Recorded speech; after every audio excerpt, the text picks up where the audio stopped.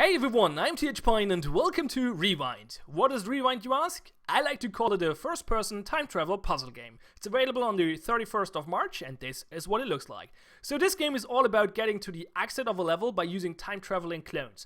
How do you do that? Well, every level has one of those pads on the floor, and at the beginning of the level you usually step on it and press the E button. This will bring down your glove and you will have some buttons on this glove, and you press the first button to start your first clone.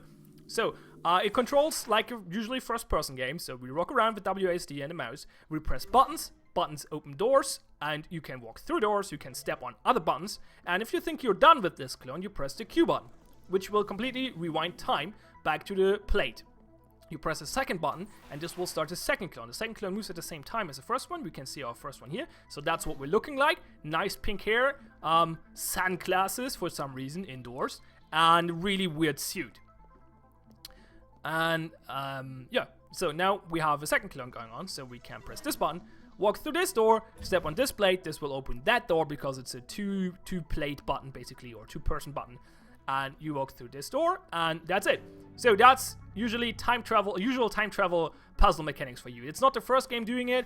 There are not too many games doing it in first person though. I remember this one Portal mod, I'm not sure what it was called, something with time machines.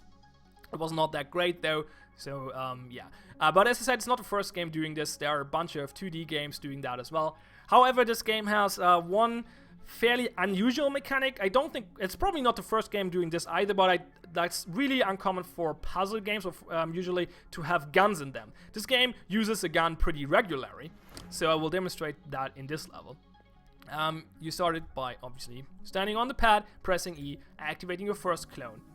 What you're gonna do for this level is you have to get up there. You do so by activating this elevator by stepping on this plate and having the second clone being on there. However, the elevator moves very slowly and raises an alarm, and that will bring on those security drones, which will kill you. So that's bad.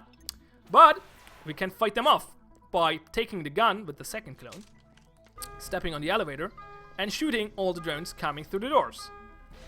Pew! So that's an interesting mechanic. It will be used more interesting later on in the game, and for the most part creates fairly interesting puzzles. However, it creates the most annoying puzzles in the game as well, like this one for example, because now I'm standing on the elevator shooting drones for, I don't know, 30 seconds or so, and it's a very mundane task. But of all, I like the mechanic, but some of the levels are a little annoying. There's one level which is, or two I think, which are even more annoying. That is, they take even longer, even more enemies to shoot, and more complicated to set up as well. So that's a problem. Also, you can shoot your own clone. If you do that though, oh, don't shoot me. God damn it. You can shoot your own clone to deactivate the button. So this will close the door. Now we're kind of screwed because we cannot enter level anymore. And the elevator will go down again. You can do that. You have to do that in some puzzles, not in this one though. So let's actually rewind. You can rewind whatever you want with the right mouse button, which is very handy if you screwed something up, like shooting your own clone. That's usually not the thing you want to do. And then we step out here and the level is done. So as I said, in some levels you actually have to do that. You have to kill your own clone, and it's an interesting, interesting psychology thingy as well. The other character, not the protagonist, there's another character speaking, actually mentions it. Like, that's a little weird that you do that. And it actually reminded me of the Swapper, if you played that before, where you have to kill your own clones as well.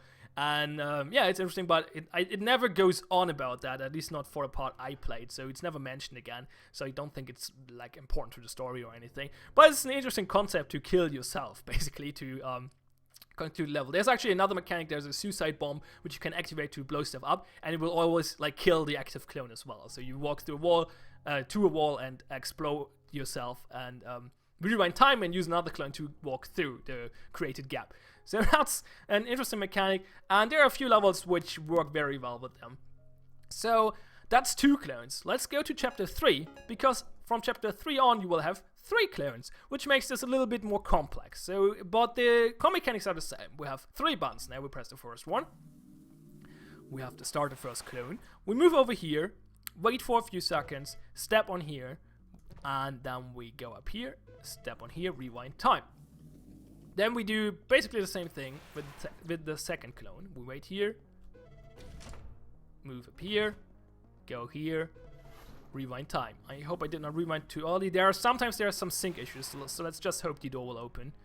I will talk about those later though. And there we go. So that's how it works with 3 clones. So from now on it gets a little bit more complex. There's one more interesting mechanic though. In the 5th chapter we'll go back to 2 clones. However, there's something different about those clones. Let me demonstrate. So at first it looks like the same mechanics as before. We have 2 buttons, we start the first clone. And then we go down here, wait for a short duration, then we move that platform, wait for a short duration, and now we can stand on here and have the second clone activate the button to get us over there, but we will not be able to activate that button, so that's a problem. Let's see what we can do about that. So we activate the second clone, we step on this platform. You see actually the suit color change and the charge up time, the charge color change as well, so it will charge blue now instead of red. And now the clone is stuck there, so that's not gonna work obviously. Let's rewind. And what we can do now is we can erase the first clone without erasing the second one. Before, in the first 4 chapters, if you erase the first clone, it will always erase the second one as well. But now we can basically use the first clone independently from the original first clone and do the same thing, and then go over here and do the same thing but have the second clone around this time, and go over here, press the button, and solve this puzzle. So that's interesting. And if I have to guess, I would say in the 6th or 7th chapter, there will be the same mechanic but with 3 clones, which will maybe become a little crazy, I believe. So let's talk about the sync issue I just mentioned. Well, all the mechanics I showed you are all the mechanics you need, are all the core mechanics of the game. So this is all there is mechanical wise, at least up to chapter 5. And sorry. So that's what I wanted to say before I start talking about the bad stuff. So that's all the mechanics. Let's talk about the problems now, and later we talk about level design and stuff like that. So the problems I found are, the biggest issue is a sync issue. Sometimes if you move on a platform while that platform itself is moving, you will get or if a clone moves while he's on a moving platform, he might get desynced. So I'm gonna try to demonstrate this, but I'm not sure if it's gonna work. So we do this, then we move over here, and we do it again, and then we move over here and rewind. So let's actually not do the full level. Well, let's just go to the second clone to demonstrate it. So in this level, you're supposed to press this platform while this clone is moving, get him over there, and then do the same thing here. Let's see if it worked. Okay, this time it worked. But sometimes you're running into issues where the clone will actually not move correctly and will end up next to the plate.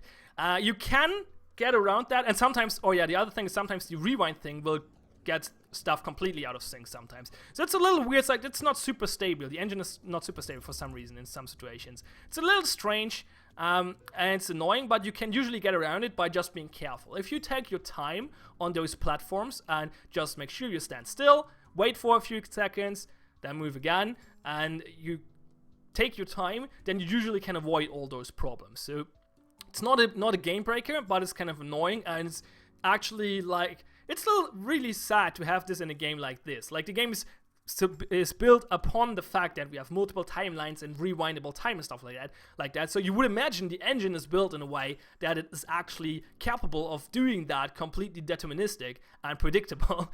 But for some reason it's not all the time, so that's a little strange. But as I said, you can get around it by just playing carefully. So it's not game breaking, but it's annoying. Okay, so let's jump 2 levels ahead and talk about a few more issues I found. So let's go to this level. No, that's the wrong level. Sorry. That's not the one I wanted.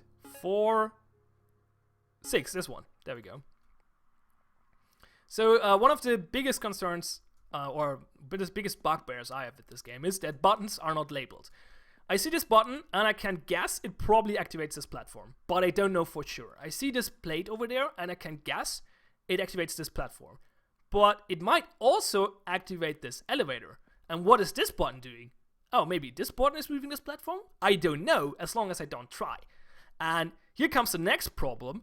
I cannot try as long as I didn't start the clone thingy. So that's annoying. So what I would like to see is actually colored buttons. Having this blue, this platform blue. This plate over there green, this elevator green, because this will actually activate this elevator. This button blue, this platform blue. That would be nice. Or some sort of dotted lines, like similar to Portal, for example, and other games. Actually, a lot of games do that, which connect the elements, because there's no way of telling. And the other thing, as I mentioned, you cannot actually press the button right now. That's only, like, that's even less of a concern, though, because this was only a problem the first few times you play, because naturally, at least for me, it was like, okay, I get into the level, first thing before starting the clone thingy, I want to wander around and see what all the buttons do. That's actually the wrong way of doing it in this game, however. If you start every game or every level by just stepping on a plate, pressing E, starting the first clone, and then fooling around in the level and trying out what the buttons do, and as soon as you think you know what to do, okay, what does this button? It moves this platform and stuff like that, and as soon as you think you know what to do, you press Q and just start the first clone again and do it for real this time. So you actually step on this platform, you wait for a few seconds, you go over there, but let's not spoil the level. So anyway, other things I noticed. The first time, the first time when you step on the plate and you activate it will take 3 seconds or so for no apparent reason. Like, this takes way too long in my opinion. It's always you step on it and you think like, this takes so long. I don't know, it takes forever. And then when you press play, it takes another 2 seconds, or 3 actually, to charge up until you can start. There are so many downtimes in between, and the rewinding can take a few seconds as well. That's usually fairly quick, but it still takes a moment. And I don't know, all those downtimes, like, again, not a game breaker, but kind of annoying and completely unnecessary in my opinion. Also, it would be nice to have hotkeys for those thingies, for the buttons. Like, I would like to be able to press 1, 2, and 3 to get on those. And while escape is good to open the menu, at the same time it would be cool to have escape open this. Maybe right click, pressing the exit button basically. So right click, deactivating the glove, while escape bring the menu, and pressing 1, 2, 3, activating the different buttons. That would be cool, I believe. So that would be nice. But yeah, so that's about most of the negative mechanics I found, or mechanical problems and design problems I found. Let's talk about level design, because obviously level design or puzzle design in a puzzle game is super important. It's the main thing, and I have very high standards when it comes to level and puzzle design. So, for example, obviously the prime example in the game, in the genre, Portal. It has probably the best, or one of the best puzzle designs in all puzzle games ever. It's really, really good at what it does. And so, naturally, I compare all other puzzle games with that game when it comes to puzzle design. This game is not as good as Portal in puzzle design, but it's still pretty good and better than most other puzzle games I play. The puzzles are fairly good. They're not super brilliant, but most of them are quite fun and cool. Some of them are a little trivial and very straightforward, and a few are a little annoying, like the one I showed you with the elevator with the gun, and even that's not too annoying. There are no levels with a lot of backtracking, there are no levels with a lot of where you have to redo the same task over and over again, so none of those super annoying things you find in a lot of other puzzle games, which are usually in there because the designers are not capable of creating good puzzles, and therefore just doing puzzles where you basically spend time by doing the same thing over and over again, or backtrack a lot. I have to say though, and I have to admit, creating good puzzles is really, really hard. I'm terrible at it. I love playing puzzles, and I think I'm pretty good at I'm pretty good at seeing what a good puzzle design is and what not, and pointing that out, but I'm terrible at designing puzzles myself. So my highest respect for everyone who creates good puzzles. And this game has actually, as I said, pretty good puzzles. Not amazing puzzles, but pretty good, pretty fun, most of them. Some of them, as I said, a little straightforward.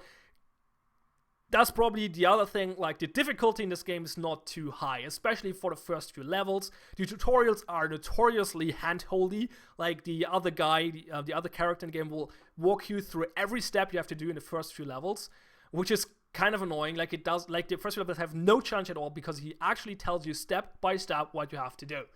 And that's not a good way of doing a tutorial. It's not as bad as some other tutorials would just throw you a bunch of text on the screen you have to read, and afterward you have to figure it out. But it's still not a good tutorial. If you compare it again, for example, with Portal, the game teaches you mechanics by letting you play around with them and explore them, and sometimes giving you a hint, like speedy thing in, speedy thing out. That's a hint, but it doesn't explain you what to do. But you might get the idea from it and figure it out on your own. And, well, we're running out of... Apparently there's a max timer. Interesting! I never noticed. 3 minutes is the max timer. Okay. It will automatically rewind after that. Interesting. Okay. So, yeah, the tutorial design in this game is not great, but the tutorial is very short. Like, it's only 1 or 2 rooms, and then you're done with it. And then you know all the mechanics. The mechanics are not too complex. So, there we go. And... yeah, the difficulty, however, will not go up rapidly. Like, there are a lot of levels which are very easy, then there are a bunch of levels which are still easy, but a little bit more complicated, and then there are a few levels in between which are a little bit more tricky and where you actually have to stop and think for a few moments, and after completing them, you feel like you achieved something. But most of them are fairly straightforward. I believe, or I imagine the levels in the later chapters will get a little bit more complicated and a little bit more interesting, because we have more interesting mechanics now with the erasable clones, and maybe it gets even more crazy if you have 3 of those. So I believe there could be a few more complicated levels. However, there's the potential to be more annoying levels as well, because now you have 3 erasable clones. I can think of a lot of ways of creating like puzzles where you have to repeat the same task over and over again. Quite a bit, but so far the game avoided that, so I actually think it will probably avoid it again. So yeah, that's about level design. And as I said, that's usually the most important point when it comes to the puzzle game, and as I said, it's pretty solid. It's pretty solid. So let's talk about content. We have 7 chapters. I played through the first 4 of it, and like the first 2 levels of the 5th chapter, and Steam told me it took an hour. I feel it was a little longer, probably around 90 minutes, especially because like Steam time was a little unfair because I played the demo before, so I knew a bunch of the levels already. Not a lot of them. There's a demo, I will link it below, but it's fairly short and it will only show you like the very easy levels. So it doesn't give you really give you an idea. Like, it gives you an idea about the mechanics of the game, but not about how difficult or challenging the later levels will become. So I knew a bunch of the levels already and just skimmed through them. So that saved some time, and overall I'm pretty decent at solving puzzle games as well, because I'm very experienced. I played a lot of puzzle games, so I'm usually fairly quick at figuring stuff like that out. So if you're a little slower than me, you'll probably take it a little longer, and I think the whole game will probably take you anywhere between 2 and 4 hours, depending on how quick you do things. That's my guess, though. I don't know. As I said, it took me around an hour here, probably a little more because of the demo, and I feel like Steam timing is a little off recently.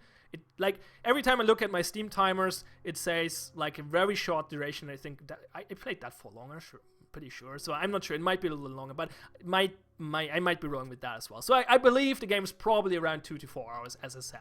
So you can expect that when it comes to content. Also, there's a time trial mode. If you actually select a level, you can press time trial down here. Let's do, I don't know, this level. Okay. There's a goal, 23 seconds, and we have to beat it in 23 seconds. Timing starts as soon as I activate the first clone. So from now on, timing starts. Let's see if you can beat this in 23 seconds. Oh. What the fuck am I doing? Why did I press Q? That was dumb. Let's try again. Okay, let's see if you can do it. Maybe. Move over here, wait for a short amount, get up here. Step on this, press Q. Select the second clone.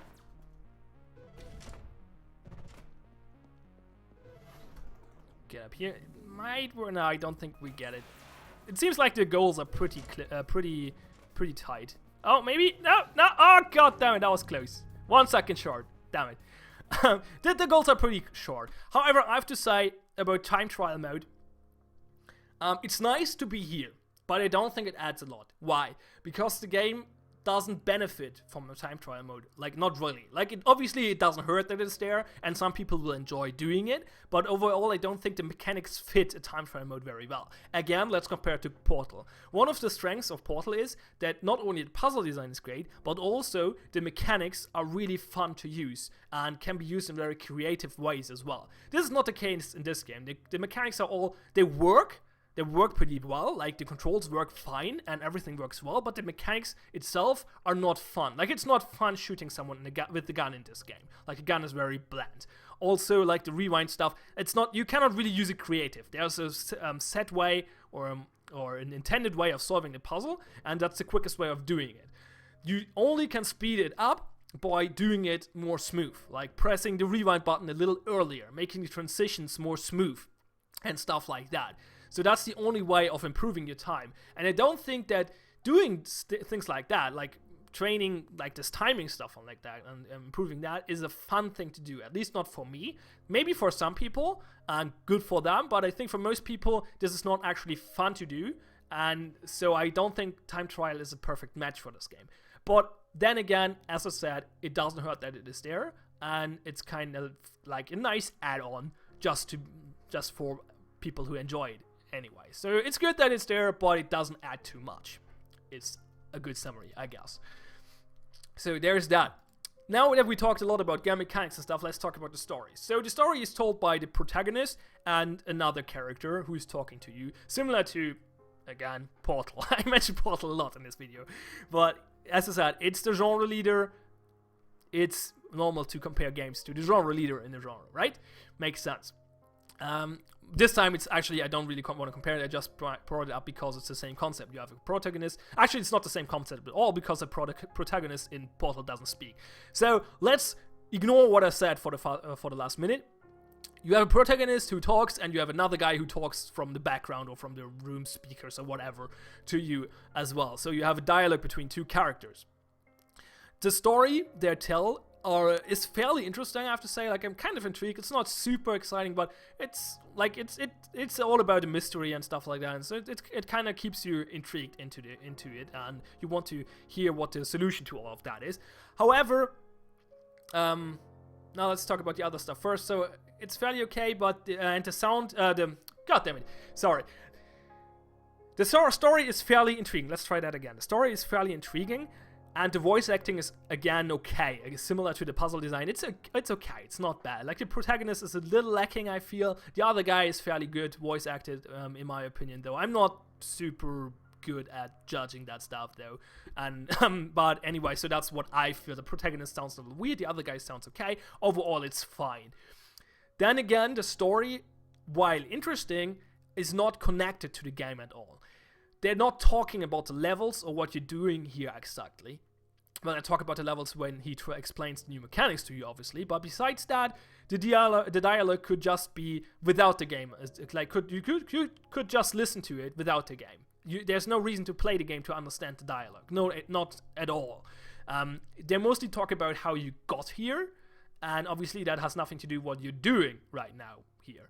So there's a disconnect, and that disconnect actually sometimes creates awkward pauses in the dialogue where the two people talk to each other and then they stop because you did not solve the level yet, and then you get to the next level and the dialogue actually continues, and it feels weird because there was this pause. At some point it's not a big deal, like, because the parts of the dialogue are fairly well separated, but at some points you feel like they should be connected and they're just separated so they can be spread out over two levels. And that's a little strange, and as I said, like, the story is not really connected to the game at all, so, like, not to the mechanics at all. It talks about the game, obviously, but mostly, as I said, about how you got here and why you are here, and not about what you're doing here. So, yeah, it's a little sad, but it's not too big of a deal. Story is always secondary in puzzle games, in my opinion. Or in most games, actually, in my opinion. Obviously, that's just my opinion. Other people think story is very important. For me, mechanics and stuff like that is more important. But, yeah. Last but not least, let's talk, as always, about the option menu. It's pretty decent, I have to say. You have resolution options, you have a full screen window, no borderless window, but meh. You can turn on and off VSync, you have brightness options, you have a FOV slider. Well, not a slider, but you can change the FOV. You have colorblind options. I'm not even sure why this is in here, because having colorblind options is always nice, but this game doesn't actually need it. I don't see how someone who is colorblind has any problem with this game, because color is not important at all. It would be important if buttons would be labeled with color, but they're not. All buttons have the same color. All the doors have the same color. Everything has the same, like, there's no differentiation between colors. You don't have to know which color something is to solve the puzzle. So I'm not sure why this is here in here, but again, it doesn't hurt. It's always nice to have colorblind options in the game.